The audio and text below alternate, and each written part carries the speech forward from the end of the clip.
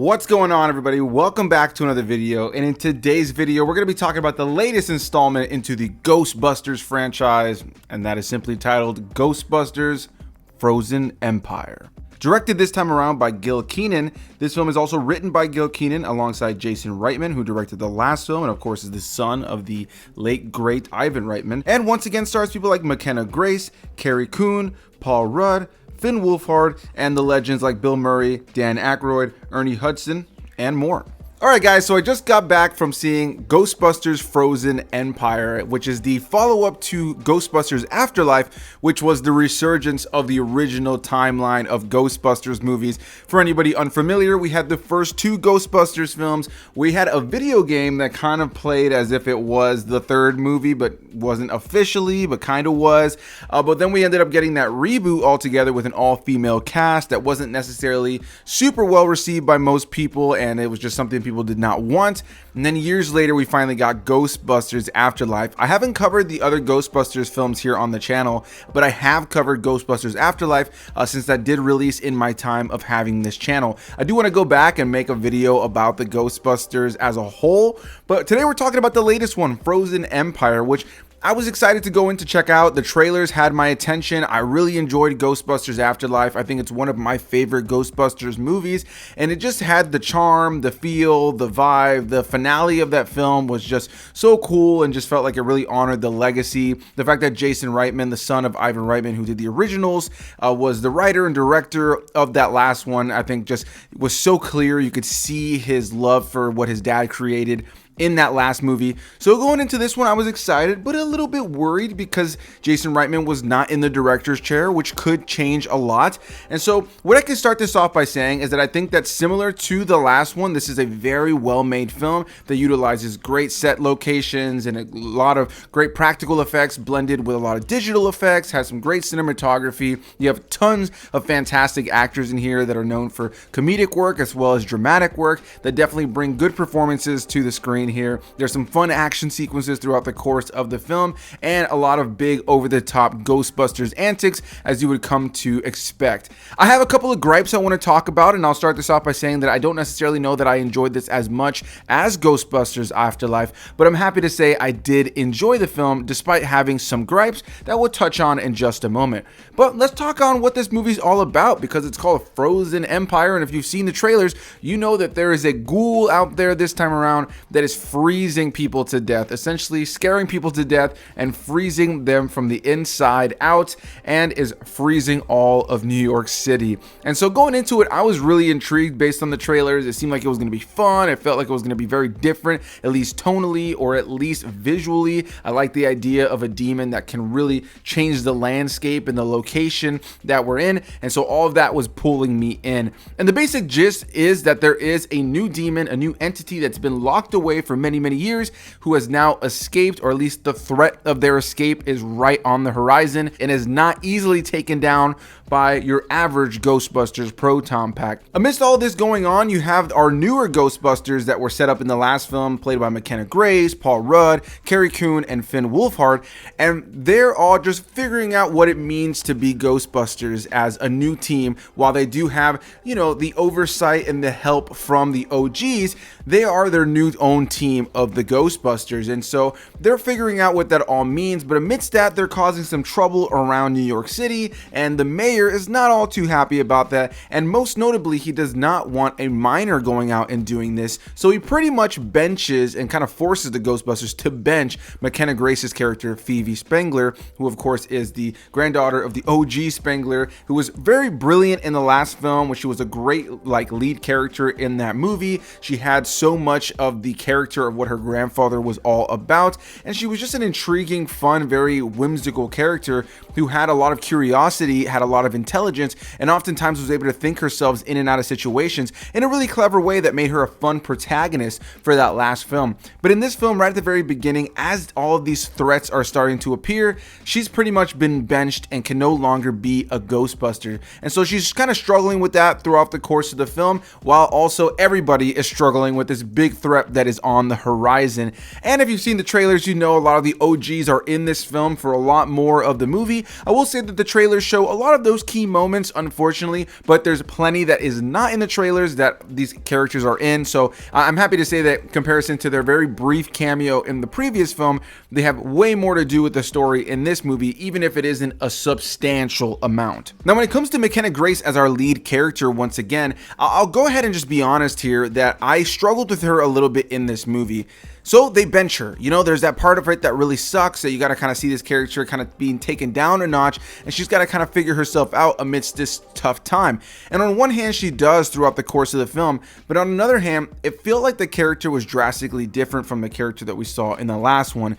This time around being far more reactionary, far more irrational at times, and a lot of times there are so many things that end up happening in this film because of some poor decisions that a lot of the characters make, but most notably McKenna Grace's character Phoebe. It just kind of felt out of character for me, and oftentimes made for the story to feel, again, just kind of like it's really because of our main heroes that a lot of things are happening. Not necessarily that it's because of them that things are being rescued or saved or stopped, more so that it's a lot of times their fault for certain things happening in the way that they do. And I know you guys probably know what I'm talking about. There's so many movies that have that kind of vibe when it comes to the characters, and that was a frustrating part of this movie.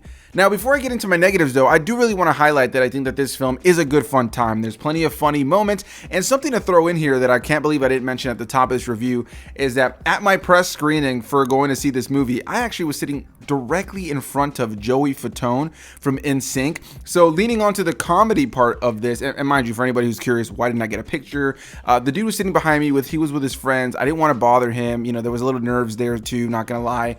And on top of that too, they had him come in after they had already made the announcements that the security guards made about putting your phones away and turning them off, because they're pretty serious about these screenings. If these early press screenings, and they'll kick you out, and sometimes often also threaten to confiscate your phone if they think that you may have been filming something. So not gonna risk anything like that, but Joey Fatone was sitting right behind me, and it was great to hear him laugh at a lot of sequences in this movie and be able to like just be watching a movie with Joey Fatone and have him laughing right behind me. Was pretty awesome. So all that to say, there was plenty of fun humor throughout the course of the film, and there was a lot of just big over the top Ghostbusters antics that you come to expect from a movie like this, that I found to be a lot of fun, and just genuinely gave into that side of me that wants to geek out for Ghostbusters, especially near the end. You know, you got the classic Ghostbusters song playing, there's feel good vibes, and you know, there's that great sense of just nostalgia really, and there's a huge sense of that in this movie that oftentimes allows you to kind of glare over some of the negatives. But that's not to say it was a bad movie. I had a good time with it. I enjoyed it for the most part. I think it's a good time. I would say it's about middle of the road for me personally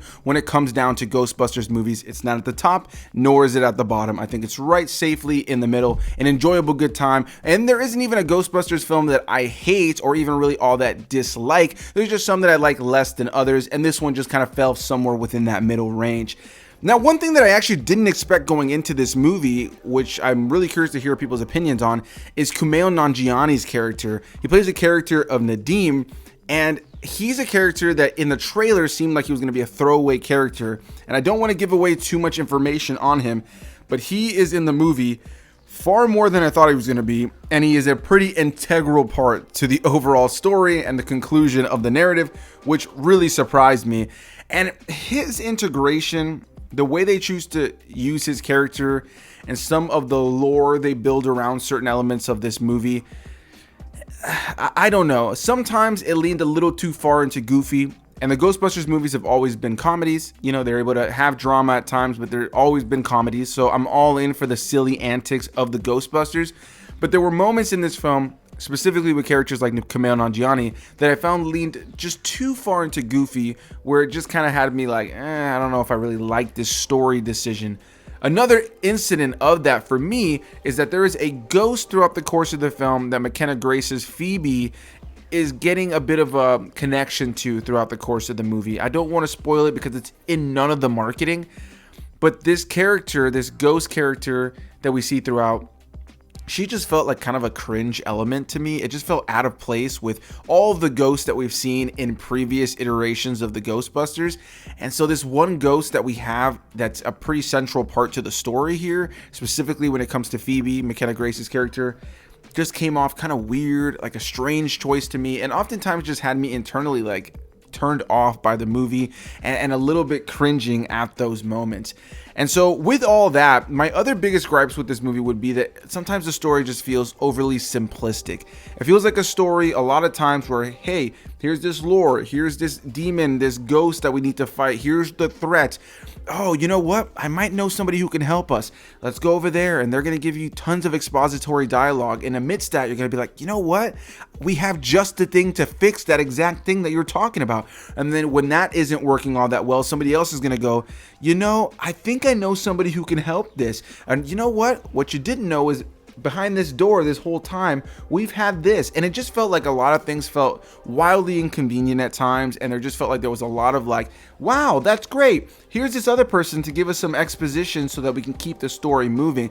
And on one hand, it worked at times because this film definitely leans into some heavy lore that it's building, but on another hand, it felt like something that was detracting from the movie in and of itself. It didn't feel like something that our characters were really growing in. It felt like something that we were just learning more information about. Our characters were learning more information, which ultimately helped them defeat the big bad in a lot of ways and, you know, save the day. But it just kind of felt safe in a lot of ways, is really the best way I could put it. Entertaining, funny at times, fun antics of the Ghostbusters stuff, great one-liners. Plenty of times I enjoyed the movie that I walked away from it saying, ultimately, thumbs up. I had a good time. I would say it's a good watch and I would watch it again.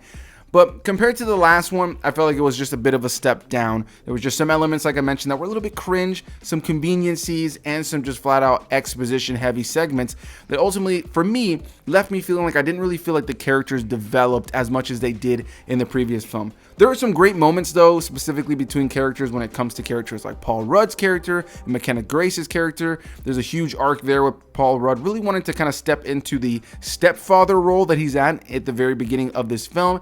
But then you have people like Finn Wolfhard who's there, and he has some funny moments and he does some cool things, but he never really felt like a character that was really fleshed out throughout the course of the film. And with all the characters you have involved, the OGs, the new characters that from the newer movies in general, the new characters that are introduced in this film too, it just felt like there was too much going on and not enough to really make me feel like there was a really compelling story. It was a very simplistic story with all the fun that you come to expect from a Ghostbusters movie. I was just hoping for a little bit more when it came down to narrative depth, and that just wasn't there for me. But again, I'm going to end this now by highlighting that I still think that Ghostbusters Frozen Empire was a fun time. I would check this out again, and I look forward to hearing the various opinions on this. I think that some people are going to not like some of those gripes I had even more than I did, so I can see some people maybe not loving this, but I can also see some people walking out of it just saying, that was a really good time, I had fun at the movies. And I could see that based on some of the various opinions of people that were walking out of the theater. There were people that just looked like, yeah, I had a good time, that was awesome. And genuinely, despite my criticisms, despite me trying to do the film critic thing here on YouTube, I can genuinely say I had a good time with it. It was a good fun time, and I recommend it as a fun, dumb popcorn film, even if it isn't as narratively deep as I would have liked it to be, and it had some of those cringe elements. So big thanks to you guys for watching. Let me know your thoughts on Ghostbusters Frozen Empire down below. Are you planning on checking this movie out? Are you not planning on checking this movie out? Did you like the movie? Did you not like the movie? Whatever the case may be, leave any and all comments down below, and I'll see you beautiful people in the next one. Bye-bye.